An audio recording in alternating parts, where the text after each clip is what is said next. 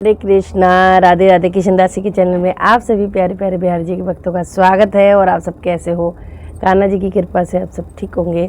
तो आज मैं कार्तिक मास का 2627वां अध्याय है। पसंद आ जाए वीडियो तो लाइक शेयर एंड कमेंट जरूर से करना। राधे राधे सभी को। तुलसी माता हे सुखदाता, तुम हो कृष्ण की प्यारी, जो जगाए हम तेरी दिन रात, ये भक्ति है मेरी। तो तुलसी मुख श्रीमन नारायण नारायण नारायण, भजमन नारायण नारायण नारायण, लक्ष्मी नारायण नारायण नारायण, गोविंद नारायण नारायण नारायण। बोलो लक्ष्मी नारायण भगवान की जय, तुलसी माता की जय, सच्चे दरबार की जय। इतनी कथा सुनकर सभी ऋषियों ने सूत जी से विनती करते हुए कहा, हे सूत जी, अब भगवान के चरणों की उत्पन्न हुई गंगा जी की महिमा कहिए। उनकी विनती सुनकर सूत जी बोले, एक बार राजा पृथु ने नारद जी से यही आग्रह किया था। तब नारद जी ने जो कुछ राजा पृथु को बताया वही मैं आपके लिए कहता हूँ। नारद जी बोले, इंद्र आदि समस्त देवताओं को उत्पन्न करने वाले कश्यप जी की दो पत्नियां थी। एक का नाम दिति था, दूसरी का अदिति था। अदिति के पुत्र देवता कहलाए और दिति के पुत्र दैत्य हुए। देवता और दैत्यों में नित्य ही कलह रहती थी। उस समय विरोचन का पुत्र एवं प्रहलाद का पुत्र बलि दैत्यों का राजा था। उसके पास एक विशाल सेना थी, जिसके बल पर उसने पूरी पृथ्वी को जीत लिया था। हे राजन, अब इसकी इच्छा देवताओं से स्वर्ग छीनने की हुई। इसी उद्देश्य से उसने देवताओं पर चढ़ाई कर दी और इंद्र की राजधानी अमरावती को चारों तरफ से घेर लिया। यह देखकर देवता भी युद्ध के लिए बाहर आ गए और दोनों पक्षों के बीच भयंकर संग्राम शुरू हो गया। एक दूसरे पर प्रहार करते हुए कई वर्ष बीत गए। अंततः देवताओं की शक्ति क्षीण पड़ने लगी और वे हारने लगे। फिर एक समय वह भी आया कि हार कर उन्हें युद्धभूमि से भागना पड़ा। तब दैत्यों ने स्वर्ग पर अधिकार कर लिया। बलि स्वयं इंद्रासन पर बैठने लगा और देवताओं के समस्त कार्य उसने दैत्यों के सुपुर्द कर दिए। यज्ञ की बलि भी वह स्वयं ही लेने लगा। उधर अदिति अपने पुत्रों को दुखी देखकर बेहद चिंतित थी। जब उससे देवताओं का दुख न देखा गया तो वह देवताओं की विजय के लिए भगवान को प्रसन्न करने की कामना से तपस्या करने के उद्देश्य से हिमालय पर्वत पर चली गई। वहाँ उसने 1000 वर्ष तक तपस्या की। इस काल में उसने कुछ काल फलाहार करके व्यतीत किया, कुछ काल फूल पत्ते खाकर तथा बाकी काल वायु सेवन करके व्यतीत किया। इस प्रकार एक पांव पर खड़े होकर उसने उग्र तपस्या की। मायावी राक्षस उसकी घोर तपस्या से चिंतित होकर राक्षसी माया से देवताओं का रूप धारण करके उस अदिति के पास जाकर बोले, हे माता, तुम हमारे लिए इतना घोर तप क्यों कर रही हो? यह तो एक प्रकार से आत्मघात करना है, जिसे शास्त्रों में पाप कहा गया है। हे माता, हमसे तुम्हारा यह दुख देखा नहीं जा सकता। आपको दुखी देखकर क्या हम सुखी रह सकते हैं? शास्त्रों का कथन है कि जिसके घर में कल्याणकारी माता नहीं तथा प्रिय बोलने वाली पतिव्रता स्त्री नहीं, उसका जीवन निरर्थक है। इसलिए हे माता, आप यह तप छोड़कर अपने पुत्रों को सुखी कीजिए। यह सुनकर भी अदिति की समाधि भंग नहीं हुई। तब उन्होंने अदिति को मार डालने का निश्चय किया और उसे जीवित जला डालने की मंशा से वन में आग लगा दी। परंतु उस अग्नि में से स्वयं ही जल गए वह लोग। अदिति को लेश मात्र भी हानि नहीं पहुंची, बल्कि उन्हें तो पता भी नहीं चला कि वन अग्नि की भेंट चढ़ गया है, क्योंकि भगवान ने अपने सुदर्शन चक्र से उनकी रक्षा की थी। सूत जी बोले, हे ऋषिगणों, जिस भगवान के स्मरण मात्र से ही सभी कष्ट दूर हो जाते हैं, उसका ध्यान करने वाले भक्त को भला कौन कष्ट दे सकता है। अग्नि शांत होने पर सुदर्शन चक्रधारी भगवान विष्णु उसके सामने प्रकट हुए। भगवान ने अदिति से कहा, हे देव माता, मैं तुम्हारे इस कठिन तप से अत्यंत प्रसन्न हूँ, अतः तुम वर मांगो। अदिति ने पहले हाथ जोड़कर भगवान की स्तुति की। हे भगवान, जिनके स्मरण मात्र से समस्त क्लेशों का नाश हो जाता है, जिनके चरण कमलों सेवा करके भक्त परम सिद्धि को प्राप्त होते हैं, यज्ञ में स्थित यज्ञ के प्रबोध करता, जिसकी माया को ब्रह्मादिक देवता भी नहीं जान सकते, जिसके मन से सूर्य और चंद्र मुख से ब्राह्मण, भुजाओं से क्षत्रिय, जंघा से वैश्य तथा पैर से शूद्र उत्पन्न हुए हैं, ऐसे भगवान को नमस्कार है। भगवान देवता नदी और समुद्र आप ही हैं, आप अंतर्यामी हैं और सभी कुछ जानते हैं, अतः मेरे पुत्र को अकंटक राज्य दीजिए। अदिति के ऐसे प्रेम पूर्ण वचनों को सुनकर भगवान श्री विष्णु ने कहा, हे देव माता, हम स्वयं ही तुम्हारे यहाँ जन्म लेकर तुम्हारे पुत्रों की रक्षा करेंगे। तब अदिति ने कहा, भगवान जो संपूर्ण सृष्टि को धारण करने वाले हैं, जिनके रोम रोम में ब्रह्मांड समाया हुआ है, उन्हें मैं कैसे धारण कर सकूंगी। भगवान बोले, हे अदिति माता पिता गुरु अतिथि और ब्राह्मण की जो सेवा करते हैं वे सदैव मुझको धारण करते हैं। तुलसी और गो की रक्षा करने वाला भी मुझको धारण करता है, अतः मैं तुम्हारा पुत्र होकर शत्रुकुल का नाश करूंगा। ऐसा कहकर भगवान ने उन्हें अपने कंठ की माला दी और अंतर्धान हो गए। इसके पश्चात दक्ष पुत्री देव माता अदिति भगवान को नमस्कार करके अपने आश्रम को चली गई। तत्पश्चात समय आने पर अदिति ने शंकर चक्र गदा पद्म तथा कमंडल धारण किए सहस्त्रों सूर्य के समान तेज वाले कमल नयन पीताम्बर धारी मुनियों द्वारा स्तुति किए गए दैत्यों के नाश करता भक्त वत्सल भगवान वामन को बाल रूप में देखा। तब कश्यप आदि ऋषियों ने भगवान की स्तुति की।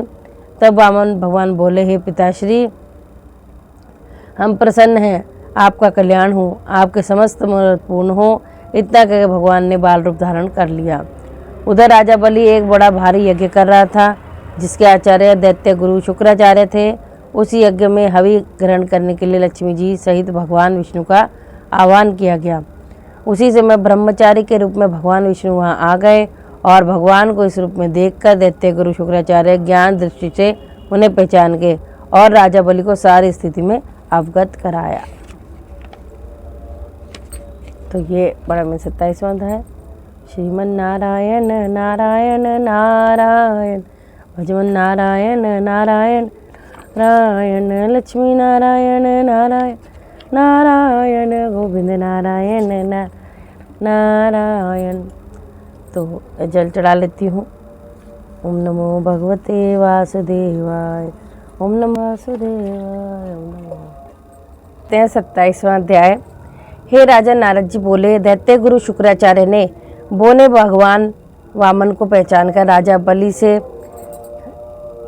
कहा कि हे राजा बलि, यह स्वयं विष्णु भगवान है, जिन्होंने अदिति के गर्भ से जन्म लेकर तुम्हारा राज्य प्राप्त करने के लिए वामन अवतार धारण किया है। यह तुम्हारे यज्ञ में दान की इच्छा से आए हैं, मगर तुम इन्हें दान मत देना, अन्यथा तुम्हारा विनाश निश्चित है। यह सुनकर राजा बलि ने कहा, हे गुरुदेव, आप मुझे अधर्म का उपदेश क्यों दे रहे हैं? घर आए याचक को दान न देना अधर्म नहीं तो और क्या है? जरा सोचिए कि इससे मेरी कितनी अपकीर्ति होगी, और फिर यह क्या मेरे लिए कम सौभाग्य की बात है कि भगवान विष्णु स्वयं याचक बनकर मेरे द्वार पर आए हैं। मैं जितने भी यज्ञ आदि करता हूँ वे सब भगवान विष्णु की प्रसन्नता के लिए करता हूँ, अतः बटुक रूप में वे जो कुछ मांगेंगे मैं अवश्य दूंगा। ऐसा कहकर हे राजा पृथु बलि यज्ञ मंडप में गया और अर्घ्य देकर अपने वामन भगवान का यथोचित आदर सत्कार किया। फिर हाथ जोड़कर बोला, हे नाथ, आपके दर्शन पाकर मैं कृतार्थ हुआ। अब कृपा कर आज्ञा दे कि मैं क्या करूं, कैसे आपकी सेवा करूं। तब भगवान वामन बोले, हे राजन, इस पृथ्वी पर तुम्हारा अधिकार है, अतः हमें तप करने के लिए 3 पग भूमि दो। यह सुनकर राजा बलि हंस पड़ा और बोला, हे बटुक, क्या तुमने क्या मांगा? धन मांगा तो होता तो शहर गांव अथवा हाथी घोड़े मांगे होते। वामन भगवान बोले, हे दैत्यराज, मुझे किसी प्रकार का प्रलोभन नहीं है। तुझे तो तप के लिए केवल 3 पग भूमि चाहिए। मुझे तो तप के लिए केवल 3 पग भूमि चाहिए। हे राजन, यह पृथ्वी सदैव किसी के पास नहीं रहती। समस्त पृथ्वी को भोगने के लिए मानधाता जैसे राजा आज कहाँ हैं? अतः मुझे अधिक लोभ नहीं है, मुझे तो मात्र 3 पग भूमि चाहिए। चंचल लक्ष्मी को धर्म कार्य में लगाकर तुम्हारी यह तरह अपना मार्ग सुधारने वाले धन्य हैं। हे राजा बलि, भूमि दान से उत्तम कोई दान नहीं, अतः हे दानवी राजा, मुझे मात्र 3 पग भूमि दे दो। वामन भगवान ने राजा बलि को समझाते हुए कहा, हे राजन, इस संबंध में मैं तुम्हें एक प्राचीन इतिहास कहता हूँ, ध्यानपूर्वक सुनो। ब्रह्म कल्प में भद्रमती नामक एक ब्राह्मण था। उसकी 6 स्त्रियां तथा अनेक पुत्र थे।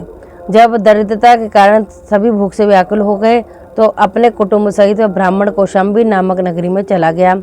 वहां जाकर भद्रमती ने सुघोष नामक ब्राह्मण से 5 पग भूमि मांगी, जो उसने दे दी। इसी 5 पग भूमि के कारण सुघोष नामक उस ब्राह्मण को विष्णु का परम पद प्राप्त हुआ।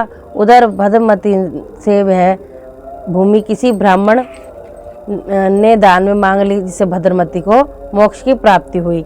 इसी कारण कहता हूँ कि हे राजन, मुझे भी 3 पग भूमि दे दो, जिससे तुम्हें किसी को देकर मैं भी मोक्ष का साधन प्राप्त कर सकूँ, जिससे उसे किसी को देकर मैं भी मोक्ष का साधन प्राप्त कर सकूं।